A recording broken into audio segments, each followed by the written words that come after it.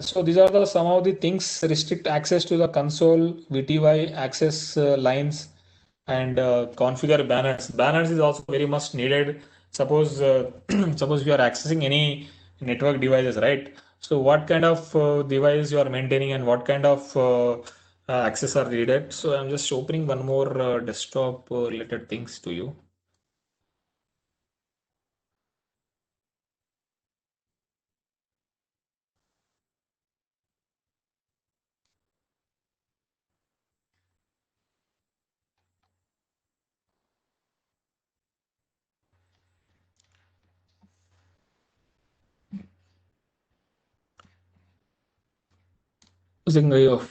I think you can able to see my screen, my document.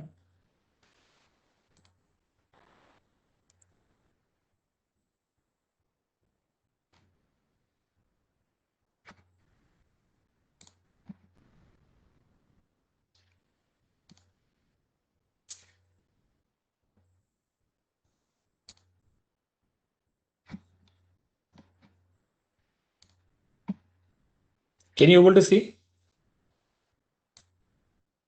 Yes, Tayyab. Yeah. Okay. So these are the sample checklists for the desktops. Like suppose you are hardening anything. So these are the template which you can use for the hardening Still, purpose. the hardening of network devices. Okay, okay. Yeah, some of these I will be going next to that. These are the, some of the Windows hardening you can configure. Suppose what is the BIOS security enable? First of all, the system name and your IP address. So what is your system name? What is your host name?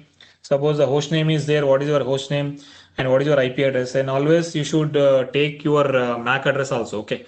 So suppose the IP address can be changed afterwards. So MAC address cannot be changed afterwards. So you should always take the IP address along with the MAC address also. Is biosecurity enabled? How you can check biosecurity whether it is yes or no? So by going to the restart of your PC or server, so whether you have to give that BIOS option there and you can give that password there. Okay. So these are the some of the things like is auto login feature disabled on the clients? Yes or no? MS config, like if you just type in MS config, so you can see the system manager whether it is configured or not. So anyway, we'll see this one by one in our afternoon session by opening the VMs. Okay. I'm just sharing it. I'm just sharing again the PPT.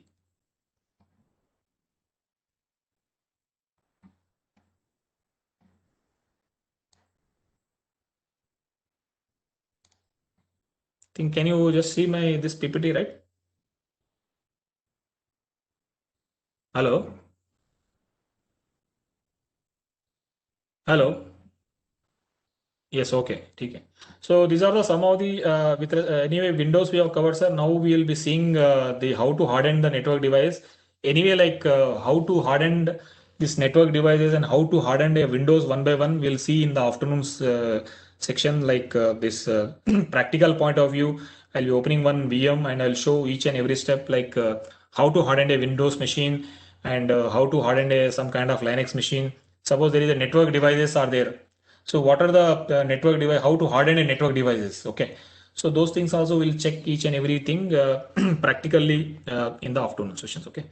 So these are the some of these sessions, like restrict access to the console, VTY and auxiliary lines. Okay. Suppose which I told, like suppose there is a telnet which is already configured. Okay.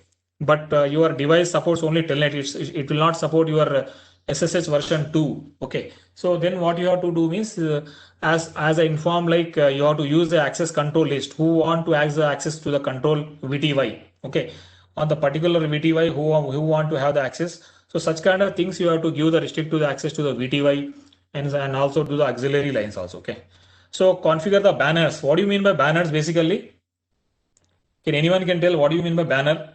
So how many, I think, when you access a device or any website or any server, right?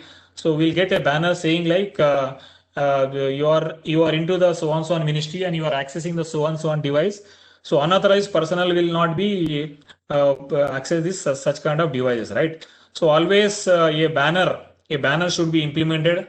So whenever a user log into the device, a banner should be viewable, right? It should be implemented. So disable unintended connections. Unintended connection is nothing but suppose there is a connections with respect to the SSH. There is a connection with respect to the 21, which is really not needed. So you can disable the connections. So there is a Cisco, there is a by default, if you are using a Cisco device, so there is a one device which basically sends a some kind of alerts to the Cisco centralized servers. Okay. So such kind of connections which is really not needed should be disabled. Okay. So these are all possible when you harden your network devices. Okay. So by default, when you take your device, it comes with all level of these things. Okay. So what do you mean by configure SSH to? So configure SSH to. So you have enabled a SSH, right? SSH is a secure shell which works on the protocol port number 22. Okay. So suppose if you are using a telnet, I recommend you use SSH because it's a secure way of authentication, a secure way of transmitting your data instead of plain text. Okay. So why I'm using a version 2 is like in version 1, SSH version 1. So the communication will not be in some form of plain text. So in version 2, what they have done is they have implemented the more in cryptographic algorithms. Okay. And also like suppose if SSH is implemented, so you can also write particular IP can be given to the particular access. Okay. So that means like there is a network device, there is a one user to whom you want to give a network device access. Okay. So you can always write in the /etc/sshd or ssd.conf to for what IPs or for list of IPs you require a access. Okay. So dynamic routing protocols must be authentication. Okay. So mostly like if you're using any routing protocols, so you should also use the authentication mechanisms. Okay. So these are some of the hardening techniques. So if you are using any this network device, no, how to configure and what are the various commands, no, we will see in detail in the next coming session, sir. Okay. I think hope you have cleared. Any doubts are there, sir?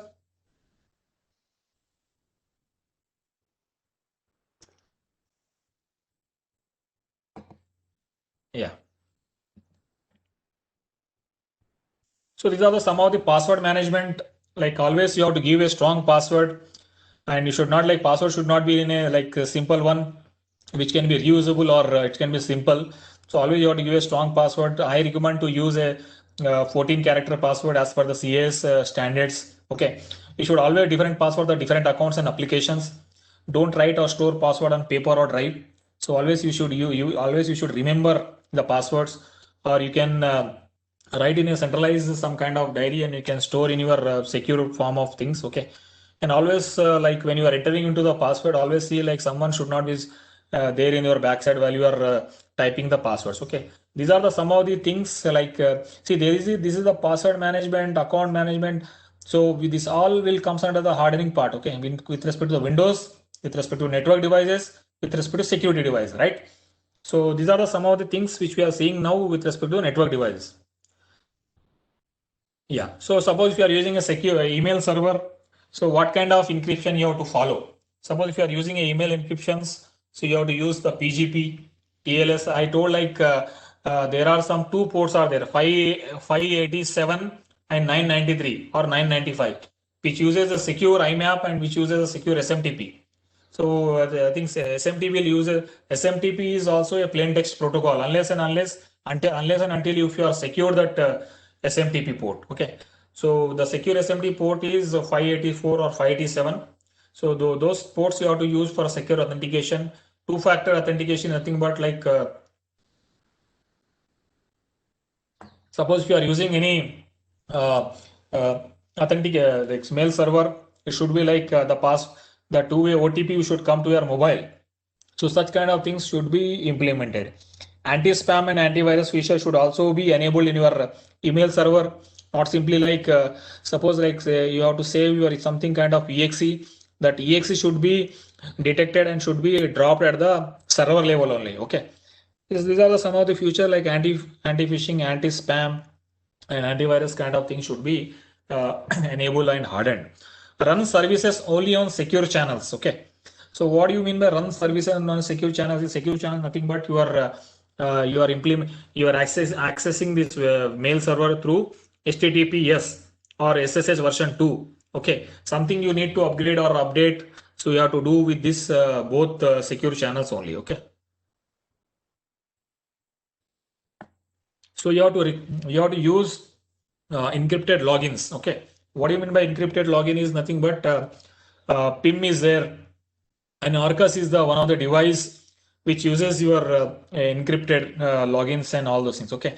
And also one type of authentication is TACAS authentication, radius authentication. I think all ministry level people will use this such kind of logins for the centrally login to the device and all those. Okay. Requiring secure inter-process communications. Okay. Secure process communication. Suppose if there is any communication is there, so how you can follow? So suppose there is a if you want to send a from one form to another form in the network, so you should use some secure way of transferring. Okay, that means like you have to use SFTP or SSH version 2. Okay, that to SSH version 2 also you have to write the in SSH configuration file you have to write the particular IP only given to access. Okay, and use end-to-end encryption with SMIME. Okay, these are some of the things which you can authenticated with respect